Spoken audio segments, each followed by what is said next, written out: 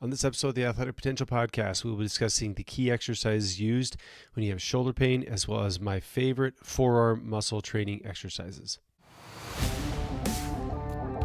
Welcome to the Athletic Potential Podcast, your place to come and get answers to your athletic development questions. We cover a range of topics, all related to helping you to achieve your athletic goals so that you can experience and enjoy the athletic career that you deserve. I am your host, Dr. Mike Matthews. Hey everybody, and welcome back to the Athletic Potential Podcast. Super excited to be back. I've answered some more questions today. And there's been an interesting trend of questions going around, but everybody seems to be talking about what are the best exercises for you. For those that have listened to podcasts in the past, you understand that sometimes that's not my favorite question because it depends on who you are, what you're trying to accomplish, how old you are, your training history, all those fun things. We got a lot of questions and we're going to answer them. We want to answer every question we get. So we're going to jump right in. Our first question comes from Dale. Dale asks, I have been dealing with shoulder pain for quite some time. I have tried a wide variety of different things to get rid of it. I would love your thoughts on your go-to exercises to help alleviate shoulder pain. I am a 17-year-old baseball player. Dale, it's a great question. When we talk about pain in the shoulder, exercise is a component of the solution, but not usually always the solution. And what I mean by that is typically you're having pain for different reasons, whether it's throwing too much or hitting too much. That's where exercises would improve it. It could be that you went out and did 1,000 swings in the last 2 days. Here are the exercises that I would use to treat your shoulder pain. One is really difficult because sometimes I get athletes out of shoulder pain by having them stop doing exercise. That's one of the ways I'll do it. Other times, I may have them do 1 or 2 select exercises, and that seems to balance things out in conjunction with hands-on and maybe dry needling or certain types of electrical stimulation or other massage techniques, those kind of things. That'll get rid of your pain. Dale, trying to answer this question, if you want a succinct answer specific to you, that's likely to get you out of pain when playing baseball, the best option would be to give us a call or email us directly. You asked this question, so I will do my very best to answer it. When it comes to shoulder pain in baseball athletes, there are certain exercises I give out on a more frequent basis. All with shoulder pain, about 7 of them would walk out with 2 of the exercises I'm about to tell you. Let's get into it. For those listening and watching, you can look up these exercises on our YouTube channel, Athletic Potential. The first one is called the Thoracic Spine Foam Roll Routine. This is something I've given out a lot over the past 10, 12 years. It works wonders at 2 things. One, decreasing general shoulder blade tightness, trigger points, stiffness, that kind of thing. It helps alleviate a lot of those. It doesn't necessarily always take it away, but it definitely helps to decrease the sensitivity. The other thing that works really well for is shoulder pain. When you're doing this exercise in this series of movements, you're going to take a foam roller, you're going to lay the foam roller flat on the ground. You're going to lay down on the foam roller with your tailbone at one end and your head resting on the other. So it's going to be parallel with your spine. And when you do that, then you're going to take your arms, you're going to move in a bunch of different directions, all of which you can see on the video. And then when you're done, you roll off and get up and go, I feel better most of the time. As you're laying on the foam roller, we're starting to get the shoulder blade to move better.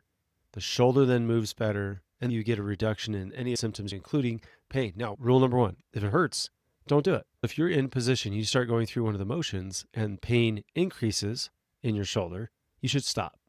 Move on to the next movement. Or you can do what most of the time happens. We basically say, just don't go as far with that movement. Go as far as you can go without pain. If you do that, you still get benefit, but no pain, which is the idea. So number 1 exercise, thoracic spine foam roll. You lay on a foam roller and you do a series of arm movements in different directions. It is not a stretch. You're not forcing motion. You're trying to have very good, smooth motion that should improve your overall ability to move your shoulder with less tension and pain. The number 1 thing I give out for anybody who has shoulder pain. The second exercise that I typically give out with those that have shoulder pain is a standing wall posture drill. You can also look it up on our YouTube. If you're catching on to this, Dale, I didn't give you any traditional exercise. That would be like band external rotation, dumbbell external rotation, or flies, or all this kind of stuff, right? By the way, I never prescribe flies. I don't know why I said that. But anyways, the idea would be I'm not giving you exercises that are specifically targeting shoulder strength because I don't know if shoulder strength is your issue.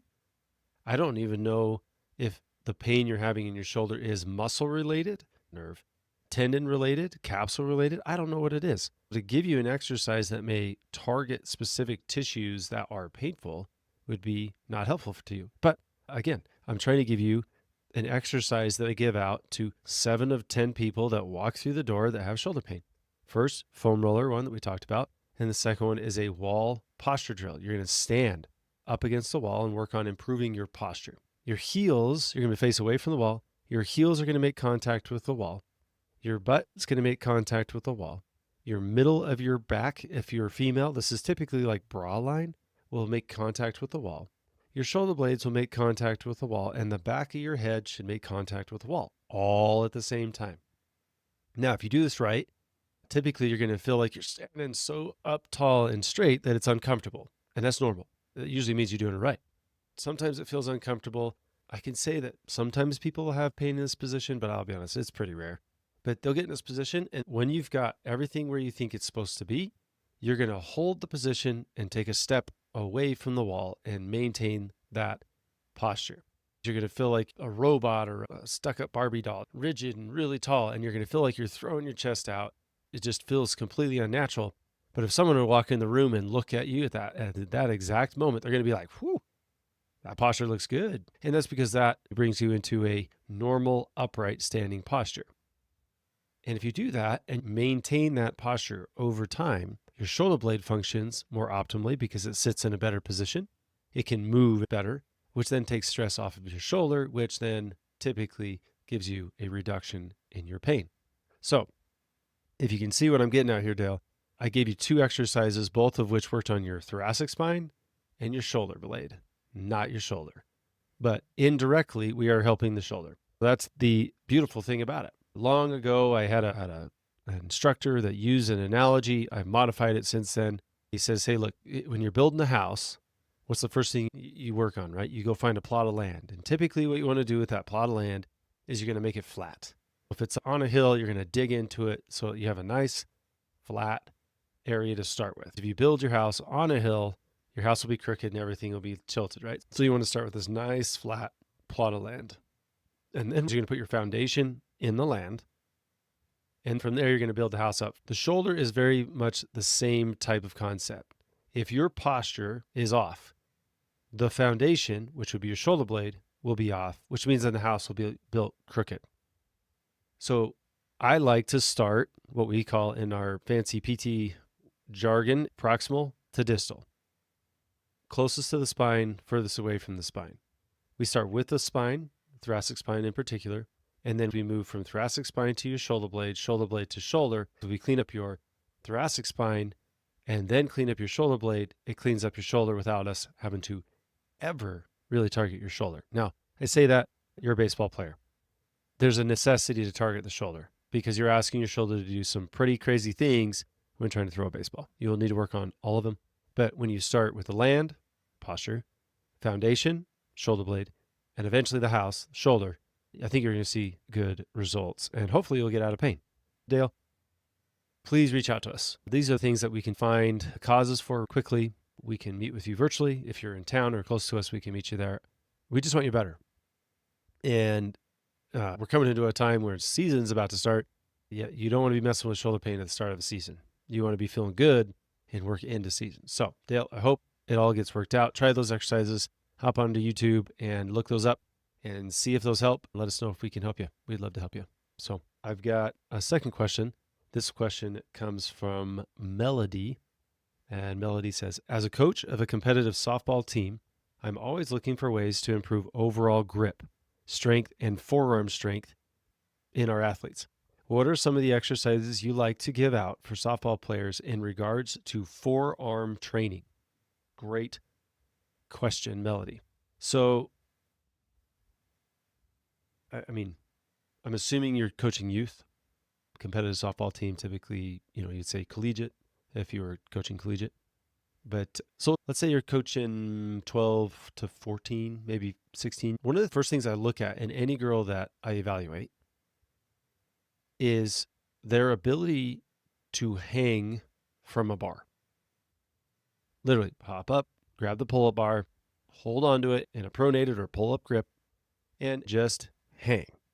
For those that have inadequate grip strength to hold their body weight on a bar, they'll lose it pretty quick, right? And we'll immediately be like, yep, grip strength, not where it needs to be. Upper body strength, maybe not where it needs to be.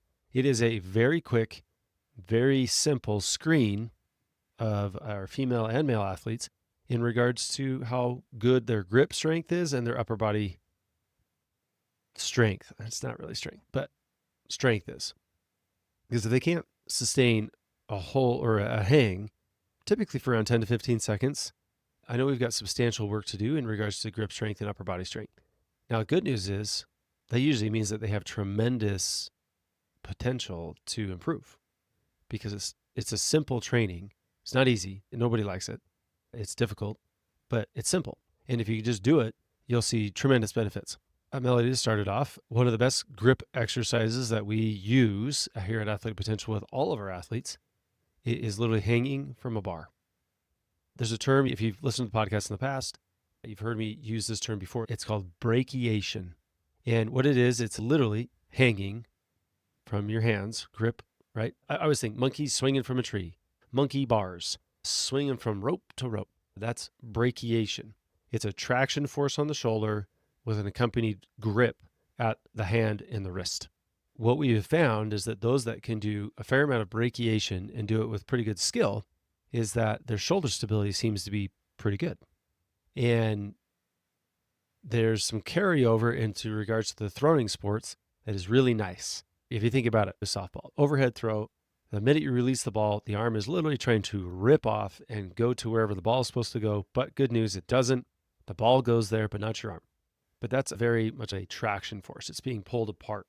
Same force that is experienced during a brachiation, a hang, anything like that. Let's go to the windmill pitch. One of the bigger ones in the shoulder for the windmill pitch is distraction of the shoulder joint, specifically on the backswing down to the leg before ball release.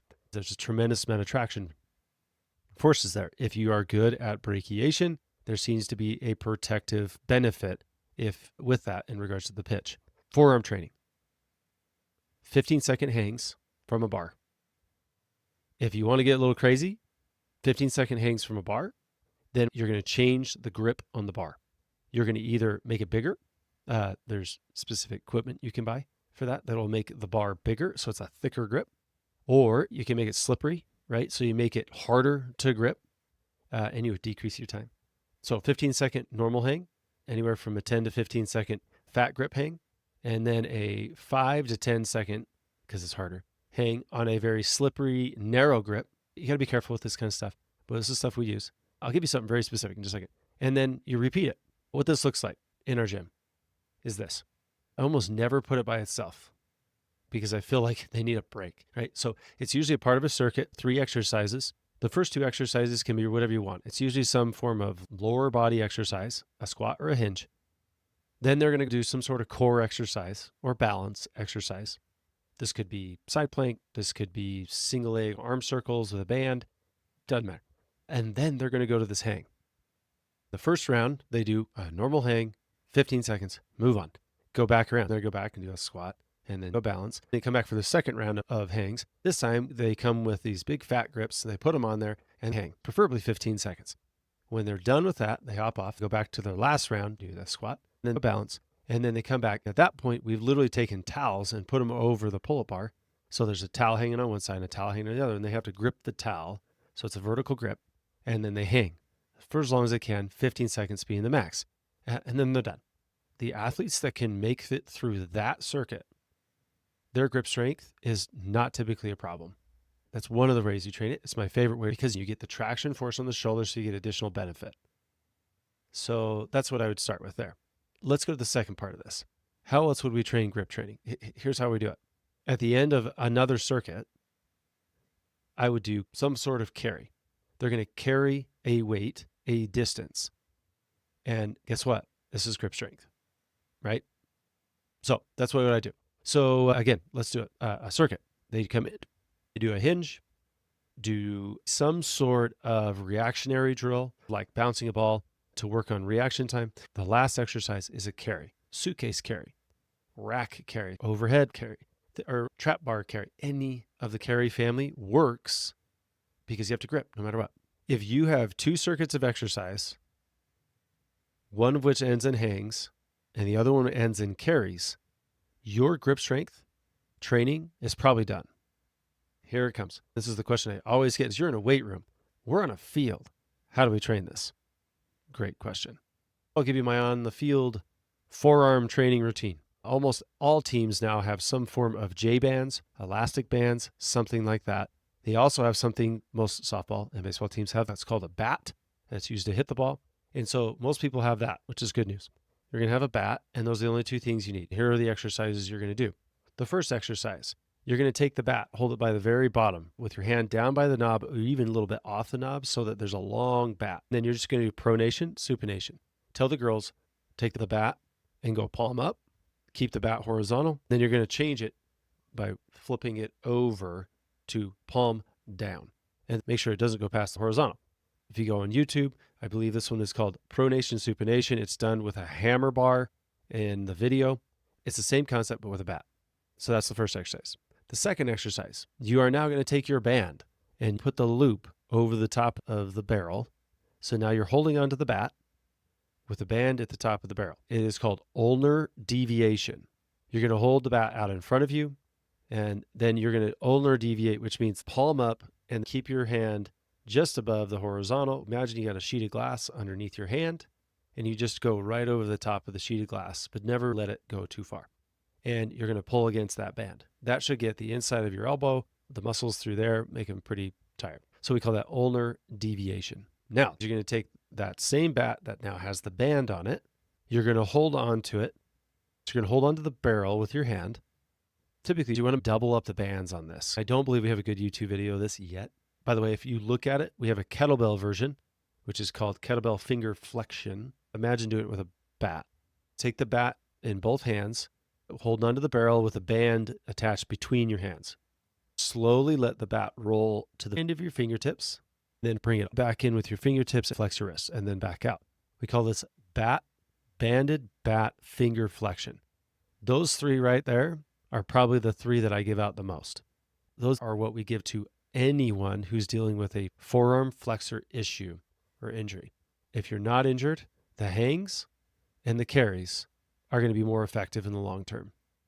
If you're injured, you start with the bands. If all you have is a bat and a band and you're at the field, you do those. Hopefully this helps you. Those are the general overview of grip training. Yes, we do more than that, but not until those basics are covered. Hopefully that gives you a little bit to go off of and you can design it to help your athletes. You'll see some results. It's a great question I got asked a couple of weeks ago. How do you know if their grip strength is good? Typically batting averages go up a little bit. Exit velocities go up a little bit. Throwing velocities go up a little bit. I'd argue that you'd see better ball in play off the bat if you're a hitter. Your catchers and your first basemen or those that are taking a lot of throws, their catches will be more crisp. They'll be able to resist that ball coming at them really fast. People are like, oh, we can get these grip testers. And I go, that's great. We want it to transfer to the field. That's the whole reason we're doing this. How do you know it's getting better? You'll see it.